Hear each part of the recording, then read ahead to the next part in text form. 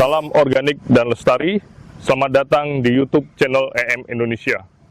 Kali ini kami tim EM Indonesia akan berada di fasilitas pengelolaan sampah di Desa Adat Padang Tegal, ada di rumah kompos Desa Adat Padang Tegal.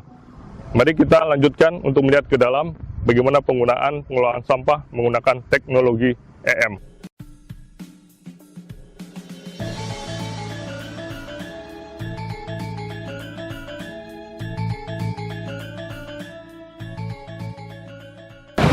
Ya, bisa tolong dijelaskan tahapan mengenai proses penggunaan sampah nih sampai menjadi pupuk atau tahapan prosesnya nih.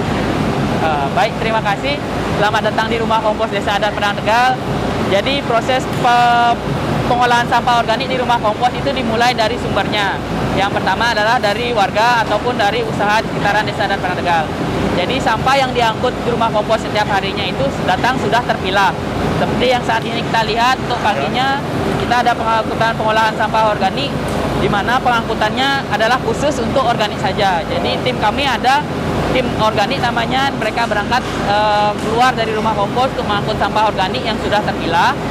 Itu dari jam 4 pagi sampai jam 7. Nah, setelah jam 7 mereka akan istirahat. Jam 8 mereka akan lanjut melakukan penjajahan seperti yang kita lihat saat ini. Nah, untuk sampah organik yang sudah terpilah itu akan diangkut dibawa ke sini. Sedangkan untuk yang tidak terpilah atau tercampur, sampah organiknya berisikan non-organik atau yang lainnya, itu tidak akan diangkut. Tapi nanti akan direkap dan nanti akan diinformasikan via WA ke orang yang sampahnya tercampur. Nah, ini untuk organik seperti kita lihat untuk saat ini prosesnya sedang dilakukan pencacahan.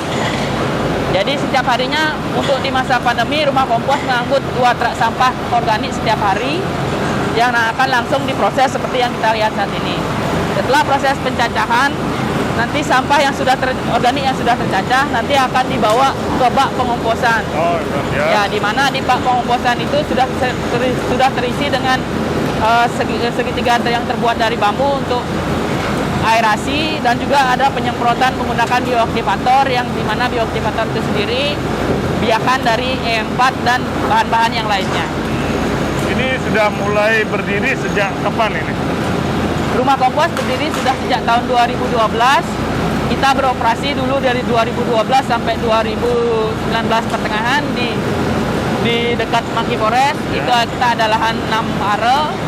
Nah, jadi waktu di sana kita hanya sebagai untuk pengolahan sampah organiknya hanya sebagai percontohan. Ya. Sedangkan di 2019 kita mendapatkan bantuan pembangunan TPST 3R ini dari Kementerian PUPR. Nah, ya. Sejak kami pindah ke sini, kami baru melakukan proses pengolahan sampah organik secara keseluruhan.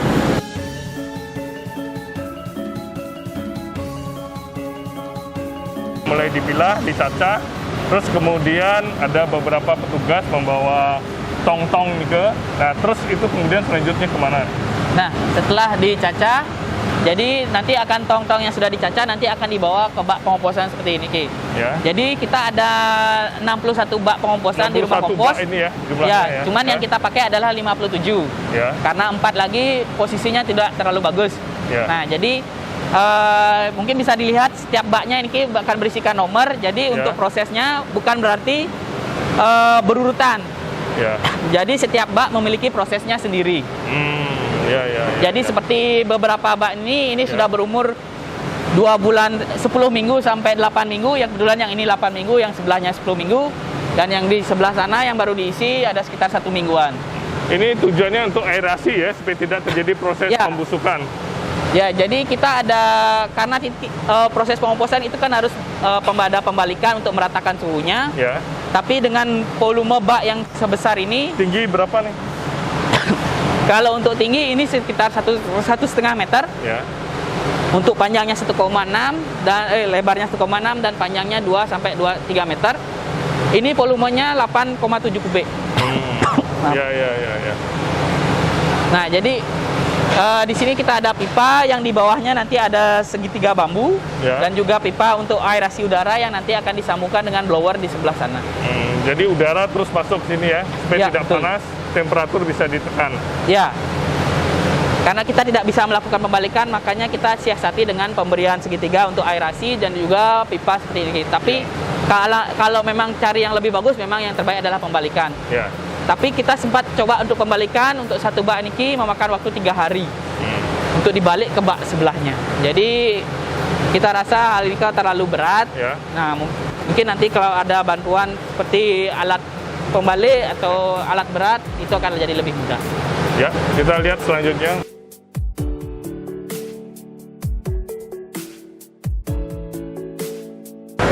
Ya, tadi saya lihat tong-tong sampah itu masuk ke sini ya, di Ya. atas sini ya, mereka naik tangga di sini. Terus kemudian apa? Ini diratakan atau bagaimana ini? Nah, Tempat jadi tugasnya. nanti akan ditaruh di bak-bak penampungan pengomposan seperti ini, Ki. Jadi di dalamnya nanti akan diproses secara sendiri-sendiri di dalam bak.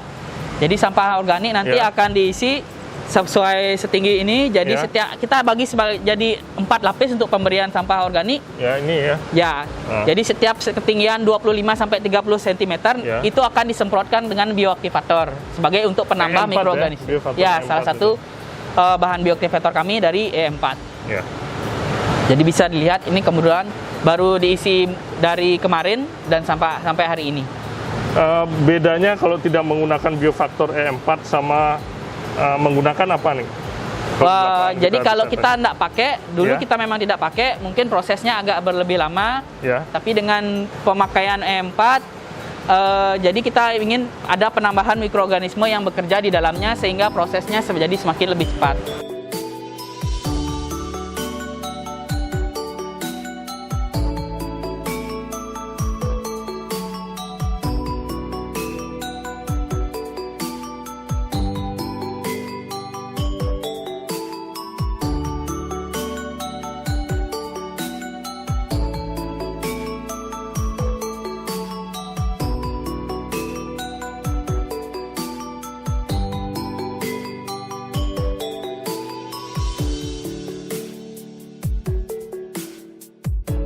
Nah, setelah tahapan ini, di mana yang sudah jadi nih ya?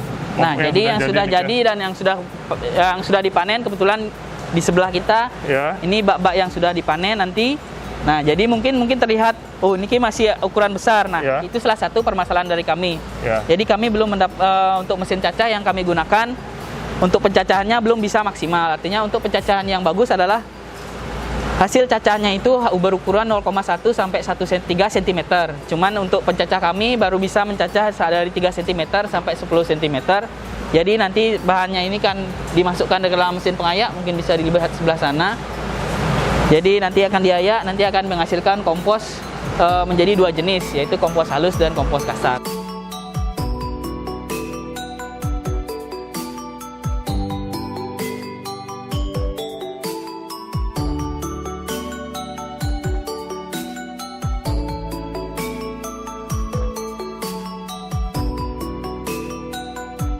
Untuk yang halus dengan kemasan kampil berat 10 kg kita jual seharga 20.000. Dan ini untuk yang kasar sama beratnya sama 10 kg Ya. itu kita jual 15.000. Ya. Bagaimana untuk pemasarannya? Apakah di sekitar sini aja sampai keluar atau gimana? Nah, kalau untuk pemasaran kita penjualannya terbuka, Ya. baik dari media sosial ataupun orang datang langsung ke sini. Dan kalau untuk penjualan, kalau untuk yang kampilan atau kemasan biasanya dibeli oleh orang-orang di sekitar sini karena lebih murah, lebih dekat. Tapi untuk yang daerah-daerah luar atau di kabupaten yang lain, kita biasanya kirim dalam bentuk curahan, nanti akan dikirim menggunakan armada kami. Semua Pak Semua Kadek wali, Pak. Duis Iya. sudah diterima dengan baik. Kami dari tim EM Indonesia untuk meliput kegiatan pengelolaan sampah di Desa Padang Tegal ini. Terima kasih juga sudah berkunjung ke Rumah Kompos Desa Adat Padang Tegal. Semoga dengan adanya kunjungan ini juga bisa menginspirasi tempat-tempat lain untuk berbuat yang sama seperti kami. Terima kasih sudah berkunjung. Terima kasih. Salam organik lestari dengan EM Teknologi.